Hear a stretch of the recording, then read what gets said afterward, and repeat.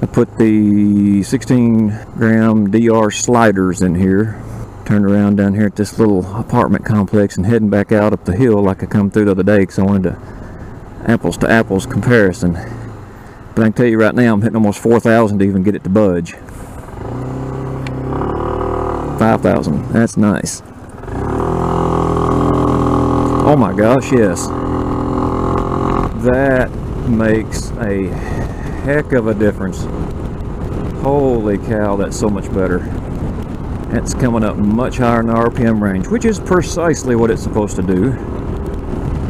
But trying to take off up a hill, that's a pretty good, not only am I taking off up a slope, get out of that apartment I turn around at, but also once you pull out, you start up a hill. At all, just easing around at 20 miles an hour, that feels so much more grunt to that.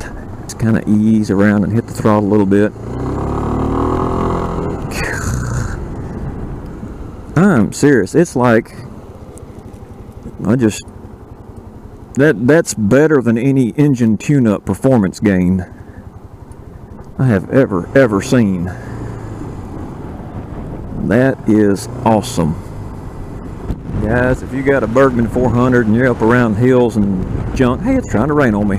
If you're up around hills and stuff, this is almost a must-have. Heck, I'd do it even if I lived on flat ground, to be honest with you. I'll show a couple of pics of that. I'm not going to tell you how to do it. If you want to know how to do it, there is all kinds of videos on how to do it.